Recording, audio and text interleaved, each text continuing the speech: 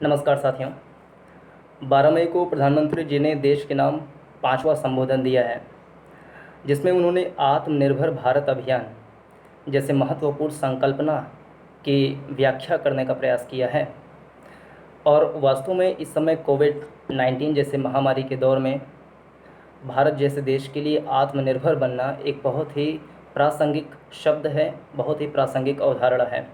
इस समय देश भर में मज़दूर, किसान, महिलाएं और विभिन्न क्षेत्रों में काम करने वाले श्रमिकों के सामने एक संकट उत्पन्न हो गया है और उनको उबारने के लिए 20 लाख करोड़ रुपए की राहत पैकेज की घोषणा की गई है, जो कि भारत के सकल घरेलू उत्पाद का लगभग 10% है। ये बहुत ही बड़ा हिस्सा है, जो कि भारत के एमएसएमई, छोटे उद्योग, मझले उद्योग और जो एमएसएमई के जितने भी सेक्टर हैं उनको और बड़े उद्योग को, किसानों को, मज़दूरों को राहत देने के लिए बहुत ही कारगर सिद्ध हो सकता है। और आत्मनिर्भर शब्द का प्रधानमंत्री जी ने उल्लेख क्यों किया है, ये भी समझने का प्रयास करना चाहिए। चूँकि 20 लाख करोड़ रुपए भारत के सकल घरेलू उत्पाद का 10% हिस्सा होता है। ये बहुत ही बड़ा हिस्सा है। जैसे अमेरिका में देखा जाए तो उन्होंने 11% राहत पैकेज के लिए निकाला है, लेकिन उनकी जो इकॉनमी है वो बहुत बड़ी है, करीब 21 ट्रिलियन डॉलर की इकॉनमी है अमेरिका की। और जापान की देखा जाए तो जापान ने करीब 20% हिस्सा जो है अपने राहत पैकेज के लिए निकाला है, लेकिन उनकी भी इकॉनमी बड़ी है। लेकिन भारत की इकॉनमी उतनी बड़ी नहीं है। भारत की इकॉनमी मात्र 3 ट्रिलियन डॉलर के आसपास की है, और उसमें से 10% हिस्सा यदि राहत पैकेज के लिए निकाल दिया जाए तो ये एक बहुत बड़ी राशि हो जाती है।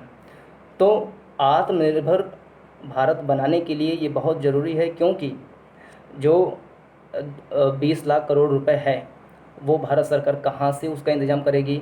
आरबीआई से मांगेगी या पब्लिक बॉन्ड के ज़रिए इकट्ठा करेगी या अंतर्राष्ट्रीय संस्थानों से मांगेगी? इस बारे में भी स्पष्ट नहीं हो पाया है, लेकिन यह तो समझा जा सकता है कि ये बहुत बड़ी राशि है और इसके लिए वो जहाँ से भी इंतज़ाम करेंगी उसको चुकाने के लिए ज़रूरी है कि भारत आत्मनिर्भर बने। इसके लिए आत्मनिर्भर शब्द की प्रासंगिकता बहुत ज़्यादा है। उन्होंने अपने भाषण में लोकल के लिए वोकल के माध्यम से प्रचार करना, ताकि वो ग्लोबल रूप में अपने आप को स्थापित कर पाएँ, ये बात कही थी। और वास्तव में ये बात ज़रूरी है, क्योंकि जो भी लोकल स्तर पे जो भी उद्योग हैं, जैसे कि कारपेट हैं, चटाई उद्योग हैं, हथकरघा उद्योग हैं, मूर्ति कला है, शिल्प कला है, और विभिन्न कलाएं हैं, उनको प्रमोट करने के लिए ये आवश्यक है कि उनकी प्रशंसा की जाए, उनका प्रचार किया जाए, उनका उपयोग किया जाए, उनका उपभोग किया जाए और उसके बारे में जन जागरूकता फैलाया जाए, ताकि उनके बारे में लोगों को जानकारी हो और वो स्वदेशी की ओर बढ़ें। क्योंकि आजकल यह देखा जा रहा है कि ग्लोबलाइजेशन के दौर में हम जो विदेशी चीज़ें हैं, विदेशी उत्पाद हैं, चाहे टेक्नोलॉजी से रिलेटेड हों, चाहे फैशन से रिलेटेड हों, हम उस पे बहुत ज़्यादा निर्भर होते चले जा रहे हैं। और लोकल, जो एक शब्द है लोकल, लोकल का भी हम एक नेगेटिव सेंस में लेते हैं, क्योंकि एक संस्कृति टाइप की बन गई है कि लोकल स्तर पे यदि कोई उत्पादन हो रहा है तो वो घटिया ही होगा, वो चीप ही होगा, वो ख़राब ही होगा। ऐसी हमारी सोच बनी होती है, जिसके कारण यदि लोकल स्तर पे कोई उत्पादन हो रहा है तो हम उसकी प्रशंसा नहीं कर पाते हैं। हम बल्कि एक जैसे उसको नेगेटिविटी के तौर पे हम कहते हैं कि ये माल जो है लोकल है। और जबकि इम्पोर्ट किया हुआ कोई भी माल हो, जो आयातित माल होता है, उसको हम बड़े गर्व से, बड़े शान से कहते हैं कि ये माल जो है वो इम्पोर्टेड है। लेकिन इस बात पर सोचना चाहिए कि कोई भी लोकल चीज़ें हमेशा ख़राब ही नहीं होती हैं, वो अच्छी भी होती हैं। और कोई भी इम्पोर्टेड चीज़ें हमेशा अच्छी ही नहीं होती हैं, वो ख़राब भी हो सकती हैं। और चाइना के माल इसके अच्छे उदाहरण हैं।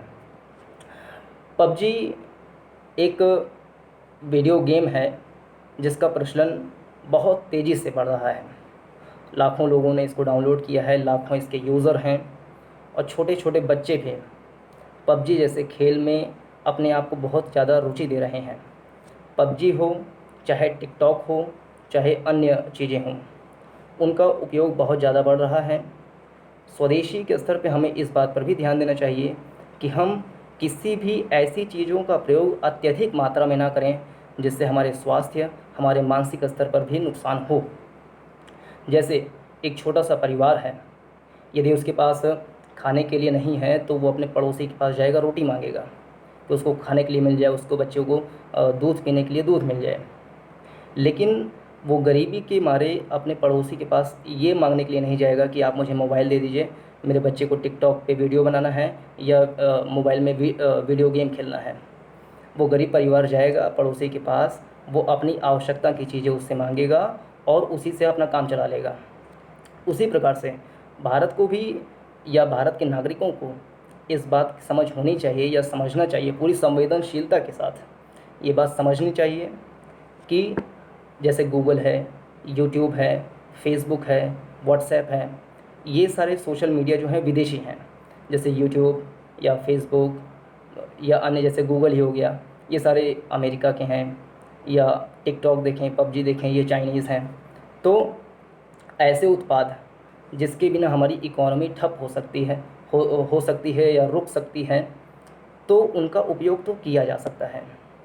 लेकिन यह भी प्रयास करते रहना चाहिए क्योंकि भारत के पास एक बहुत बड़ा स्किल इंडिया है।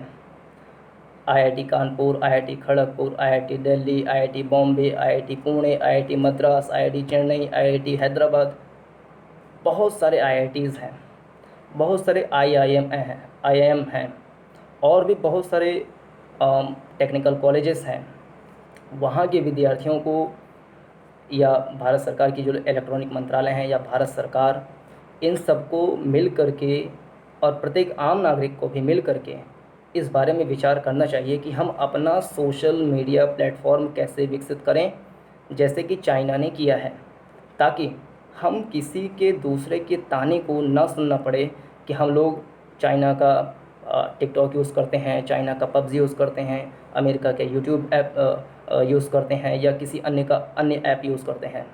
हमें फ़ख्र से यह कहना पड़े कि हम अपना उत्पाद यूज़ करते हैं। जैसे कि आरोग्य सेतु ऐप है, करीब 15 करोड़ लोगों ने उसको डाउनलोड किया है, तो हम फ़ख्र से कह सकते हैं कि आरोग्य सेतु ऐप भारत का ऐप है और भारत के लोग उसका यूज़ करते हैं और उससे उनको फ़ायदा होता है। तो इस प्रकार से घरेलू स्तर पे टेक्नोलॉजी के क्षेत्र में भी हमें इन्वेस्टमेंट करना चाहिए, अपने स्किल इंडिया का अच्छे से उपयोग करना चाहिए ताकि एक आत्मनिर्भर भारत बन सके। और किसी भी टेक्नोलॉजी जो हमारे पास नहीं है, जो भारत के पास नहीं है, वो सिर्फ उतने हद तक ही यूज़ किया जाना चाहिए जितने तक कि हमारा काम चल जाए। शौक़ के लिए, मनोरंजन के लिए, टाइम पास करने के लिए, समय की बर्बादी के लिए, अपना मानसिक संतुलन ख़राब करने के लिए, अपना टाइम की बर्बादी करने के लिए, अपना भविष्य बिगाड़ने के लिए हम टिकटॉक, पबजी इत्यादि जैसे ऐपों पे अपना समय बर्बाद नहीं कर सकते। लेकिन अपना भविष्य बनाने के लिए हमारी मजबूरी है ये कि यूट्यूब नहीं है, गूगल नहीं है हमारे खुद के पास, तो हमें उसके ऊपर निर्भर होना पड़ रहा है। लेकिन इसके लिए यह तर्क नहीं दिया जा सकता है कि हम चाइना का ये यूज़ करते हैं, वो यूज़ करते हैं। वो हमारी मजबूरी है और उसका त्याग किया जाना चाहिए। लेकिन जो हमारी मजबूरी है उसको तो हम एक्सेप्ट कर सकते हैं, बट जो हमारी शौक़ है, मनोरंजन है, हम उसका जहाँ तक संभव है त्याग कर सकते हैं। जैसे कि मैंने पिछले साल ही देखा बाज़ार में एक ठेला था, ठेले पे दिया लेकर के जा रहे थे, दियली जिसे बोलते हैं, दीपक। और दीपक का रेट था जैसे 20 रुपए का, 30 या 40 ऐसे। अब उनका बिक नहीं रहा था तो वो उसको 10 रुपए का बेचने लगे, कुछ समय बाद उसको 5 रुपए का बेचने लगे। यानी कि अपना रेट आधा कर दिए, एक चौथाई कर दिए, फिर भी नहीं बिक रहा है। पूरे ठेले पे दीपक भरा हुआ है, नहीं बिक रहा है, क्योंकि हम लोग इस ओर आकर्षित हो रहे हैं कि अच्छी अच्छी लाइटें मिल जाएँ, जो चाइनीज़ की लाइटें होती हैं, जगमग जगमग करें हमारा घर। तो हम ये जो अट्रैक्शन है, हम इस बात को भूल करके उस अट्रैक्शन की ओर बढ़ते हैं कि हमारे घर का जो रौनक है वो अच्छा हो जाएगा, हमारे पड़ोसी से अच्छा हमारा घर दिखने लगेगा। इसके लिए हम दीपक का यूज़ नहीं करते हैं, दीपक का यूज़ बहुत कम मात्रा में करते हैं, जिससे हमारे स्थानीय जो उद्योग हैं, जो लोकेलिटी हैं, जो लोकल इंडस्ट्रीज़ हैं, उनका पूरी तरीके से विनाश हो जाता है और हम खुद अपने हाथ से अपने पैर पे कुल्हाड़ी मारते हैं। इसको प्रत्येक नागरिक को स्वीकार करना चाहिए और आत्मनिर्भर इसलिए भी बनना चाहिए क्योंकि हमारा जो ट्रेड डेफिसिट है, यानी कि व्यापार घाटा, वो बहुत ज़्यादा है। जैसे 2017-18 के आंकड़े के हिसाब से देखें तो करीब 2.25 बिलियन डॉलर, पौने 200 बिलियन डॉलर, सॉरी, पौने 200 बिलियन डॉलर का हमारा ट्रेड डेफिसिट है, यानी कि व्यापार घाटा है, जिसमें से एक तिहाई यानी करीब करीब 50-55 बिलियन डॉलर के आसपास अकेले चाइना से हमारा ट्रेड डेफिसिट है।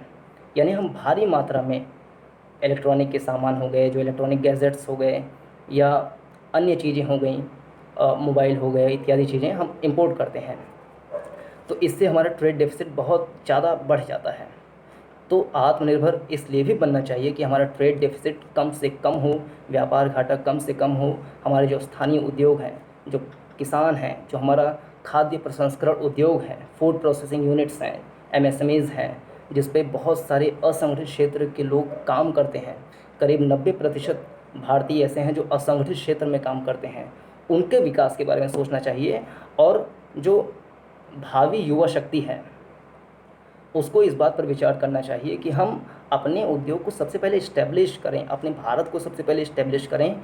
हम टिकटॉक, पबजी के पीछे थोड़ा कम समय बिताएं और थोड़ा थोड़ा समय इस बात पे सोचें, विचारें कि हम कैसे आत्मनिर्भरता की ओर बढ़ सकते हैं। अपने देश के कल्याण के लिए, उसके विकास के लिए हम अपने स्तर पर क्या योगदान कर सकते हैं।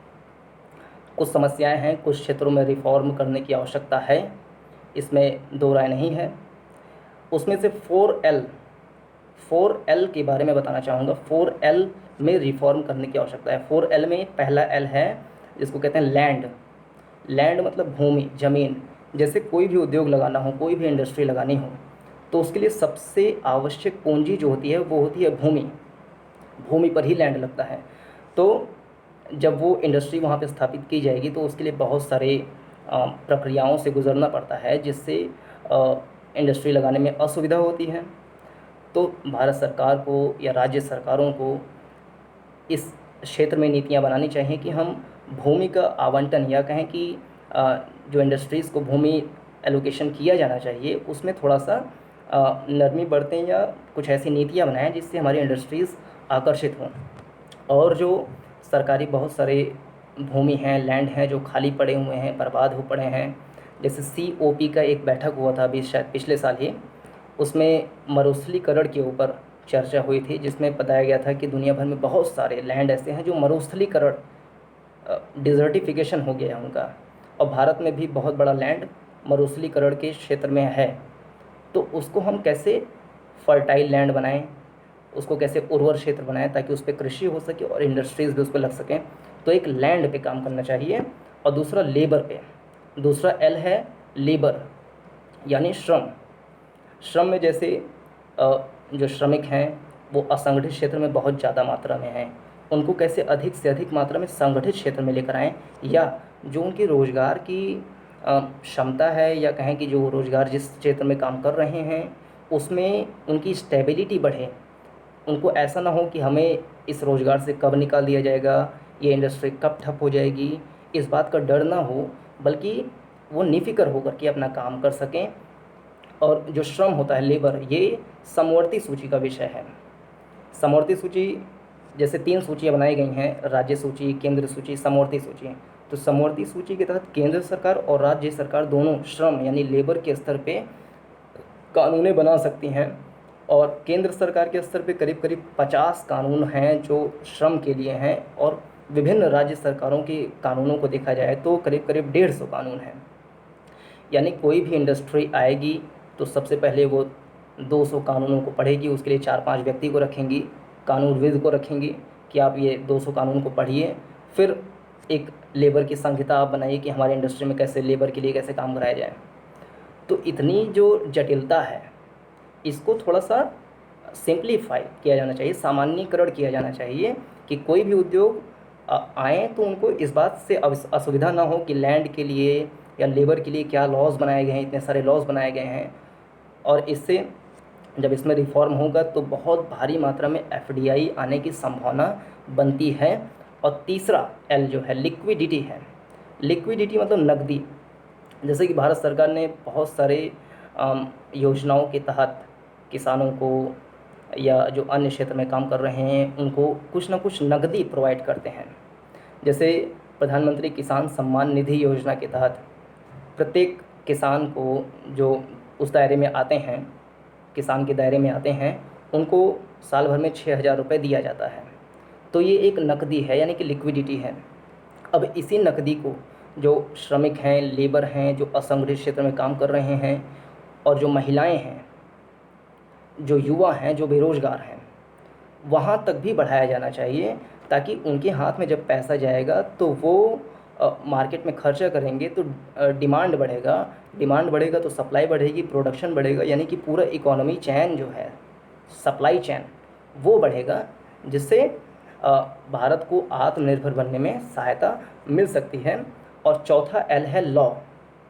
लॉ प्रत्येक चीज़ों से, जैसे लिक्विडिटी में, या लैंड लॉ हो, लेबर लॉ हो, जो कंपनीज़ लॉ हों, बहुत सारे लॉज हैं, उसको सिंप्लीफाई किया जाना चाहिए, बहुत सारा जटिल नहीं करना चाहिए। और जो लाल फीताशाही है, जो नौकरशाही है, उसको उसमें थोड़ी सी संवेदनशीलता का प्रवाह करना चाहिए, ताकि वो श्रमिकों को और जो उद्योग स्थापित करना चाह रहे हैं उनके बारे में बाधा ना बने, बल्कि उनका एक हेल्प करें कि उद्योग स्थापित हो पाएँ, ताकि स्थानीय स्तर पे जो उत्पादन हो रहा है उसको बढ़ाया जा सके, रोज़गार की सृजन किया जा सके, जिससे ओवरऑल इकोनॉमी को बूस्ट अप किया जा सके।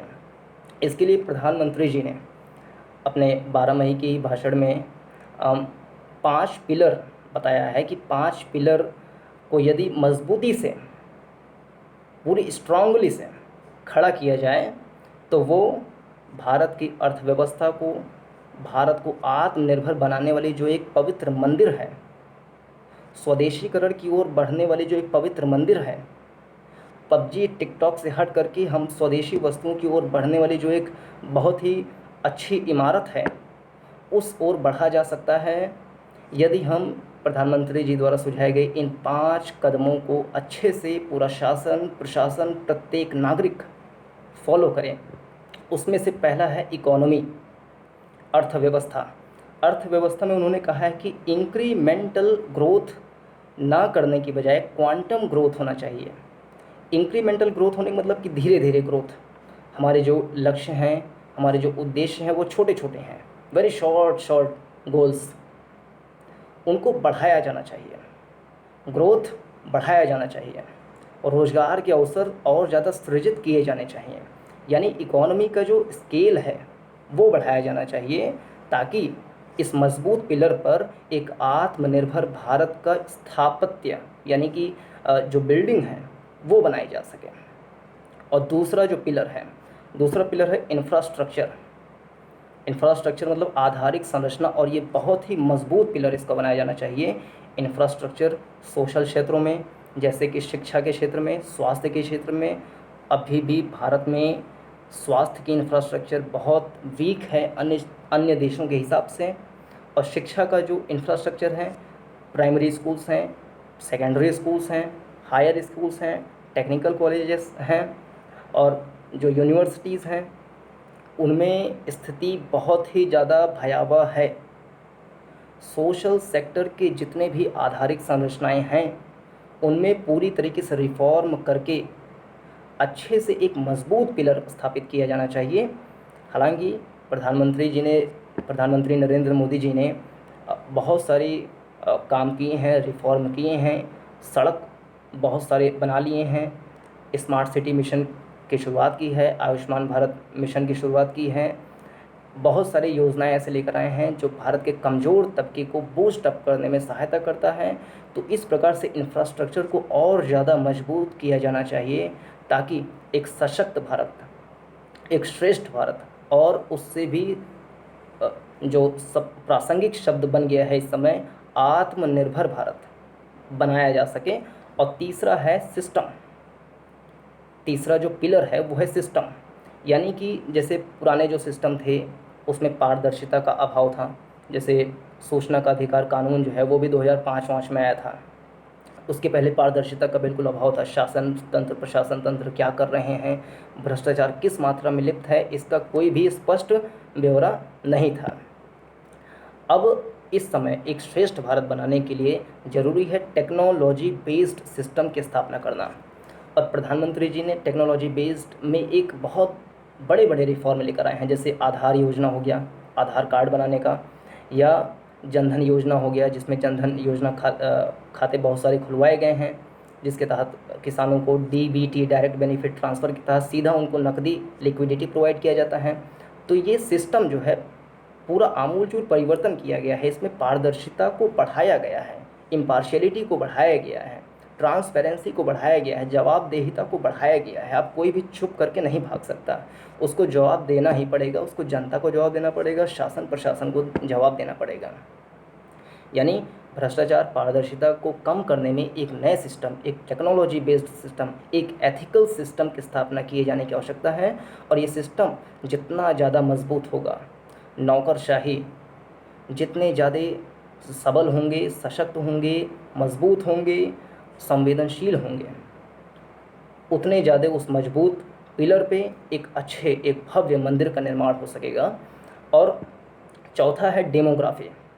चौथा पिलर है डेमोग्राफी। डेमोग्राफी मतलब कि जो जनसंख्या है, जैसे भारत में एक बहुत विशाल संख्या ऐसी है जो युवा आबादी है।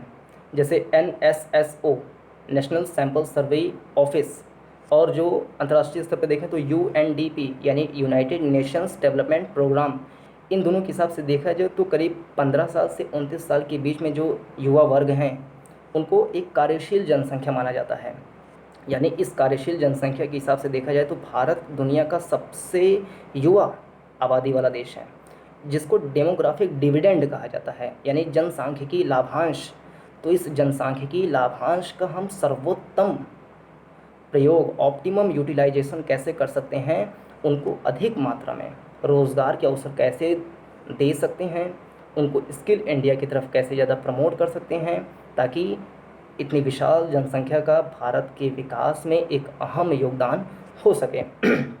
और प्रधानमंत्री जी ने पांचवा और जो सुझाया है, और जो कि किसी भी अर्थव्यवस्था में ये एक बहुत ही मजबूत पिलर माना जाता है, जिसको कहते हैं डिमांड, यानी मांग। मांग जितनी ज़्यादा होगी उतना ज़्यादा उसकी आपूर्ति होगी, सप्लाई होगी, और जितनी ज़्यादा सप्लाई होगी तो उसके पीछे उतना ज़्यादा उसका प्रोडक्शन किया जाएगा, और जितना ज़्यादा प्रोडक्शन किया जाएगा उसमें उतने ज़्यादा रोज़गार का सृजन होगा, और जितने ज़्यादा रोज़गार का सृजन होगा वो लोग कमाएंगे तो अपने घर में लेकर जाएंगे, वो खर्चा करेंगे तो खर्चा करेंगे, यानी सब डिमांड होगा, तो डिमांड सप्लाई एक चैन बन जाएगा, जिससे भारत की इकोनॉमी बढ़ेगी। अब जैसे देखा जाए 2018-2017 में भारत की अर्थव्यवस्था थोड़ी सी डमाडोल हो गई थी, क्योंकि उसमें वैश्विक स्तर पे और भारतीय स्तर पे भी डिमांड जो था वो कम हो गया था। तो भारत की GDP धीरे धीरे डाउन होती गई, इन्फ्लेशन धीरे धीरे बढ़ता गया। तो डिमांड एक बहुत ही मजबूत पिलर होता है, और डिमांड को बनाए ही रखने के लिए भारत सरकार ने 20 लाख करोड़ रुपए का नकदी दिए जाने की व्यवस्था किए हैं। और भारत के जो सबसे बड़े क्षेत्र हैं MSME, micro small and medium enterprises, उनको वित्त मंत्री जी ने 3 लाख करोड़ रुपए तक का देने का प्रावधान किया है। तो MSME जितना ज़्यादा बूस्टअप होगा, मजबूत होगा, भारत की अर्थव्यवस्था उतनी तेज़ी से आगे बढ़ेगी। अंत में मैं निष्कर्ष के रूप में 2-3 चीज़ कहना चाहूँगा। नंबर 1, स्वदेशी का सभी भारतीय पालन करें।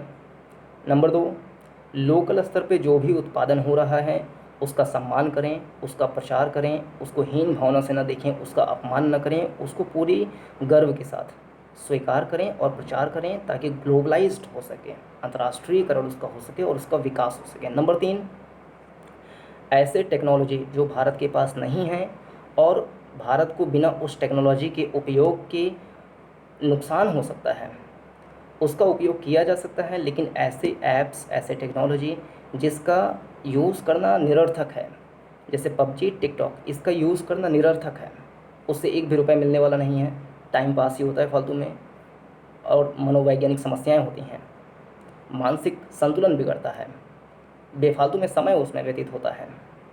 तो जो भी इस प्रकार की टेक्नोलॉजी हैं उससे दूरी, ज़्यादा से ज़्यादा दूरी बनाया जाए। जो युवा हैं 20 साल, 22 साल, 18 साल, और जो बच्चे हैं 12 साल, 8 साल, 9 साल, ये भी लोग 8-8 घंटे, 10-10 घंटे, 12-12 घंटे PUBG पे समय व्यतीत करते हैं। एक डेमोग्राफिक डिविडेंड हमारा इतना बड़ा है, उसका हम सही जगह पे उसका यूज़ करें, जनसांख्यिकी लाभांश के स्तर पर उसको देखा जाए, हम उसको दुरुपयोग ना करें।